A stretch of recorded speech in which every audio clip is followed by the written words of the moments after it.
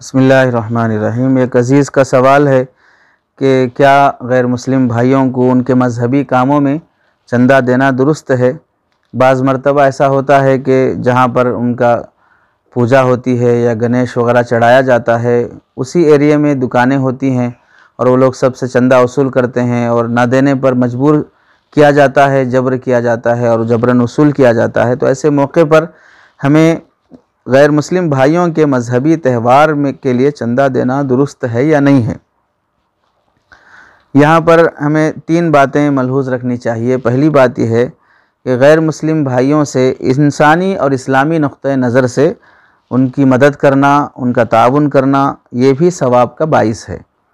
یعنی اگر وہ کسی پریشانی میں ہوں، مشکل میں ہوں، بیمار ہیں، حالات ٹائٹ چل رہے ہیں اور مصیبت میں گرفتار ہیں، تو ایسے موقع پر ان کی ہمدردی کرنا، ان کا ساتھ دینا۔ اللہ کے نبی علیہ السلام نے اہل مکہ کو مدینہ سے تعاون بھیجا ہے اور غیر مسلم بھائیوں کے لیے وظیفے جاری فرمائے ہیں حضرت عمر رضی اللہ تعالیٰ عنہ کے زمانے میں۔ تو عام حالات میں برادران وطن کے ساتھ ہمدردی، انسانیت والا رشتہ قائم کرنا اسلام کا حکم ہے اور ثواب کا ذریعہ ہے۔ اور دوسری بات یہ ہے کہ غیر مسلم بھائیوں کا اپنا مذہب ہے، اسلام مسلمانوں کا اپنا مذہب ہے۔ ہر مذہب والے کو اپنے مذہب کے احکام کی پابندی کرنا اس مذہب کا تقاضا ہوتا ہے۔ تو پھر مذہبی تہوار کے موقع پر چندہ دینے کے سلسلے میں اسلام کا حکم یہ ہے کہ اس میں مذہبی تہوار میں غیر مسلم بھائیوں کے بت کی اور کفر کی تعظیم اور شرک لازم آتا ہے، اور فقہا نے اسے بڑی شدت سے منع فرمایا ہے قرآن حدیث کی روشنی میں۔ چنانچہ الفتاوی التاتار خانیہ میں لکھا ہے: اہدی الی بعض المشرکین بیضۃ یرید بہ تعظیم ذلک الیوم فقد کفر باللہ۔ اگر کسی شخص نے کسی غیر مسلم بھائی کے مذہبی تہوار کے موقع پر ایک انڈا بھی ہدیے میں دیا اور اس کی نیت یہ ہے کہ وہ اس تہوار کی تعظیم اور اس تہوار میں حصہ لینا چاہتا ہے، تو پھر اس نے اللہ کے ساتھ کفر اور شرک کا معاملہ کیا۔ تو اس لیے مذہبی تہوار کے موقع پر تعاون کرنا اور چندہ دینا شرعاً درست نہیں ہے۔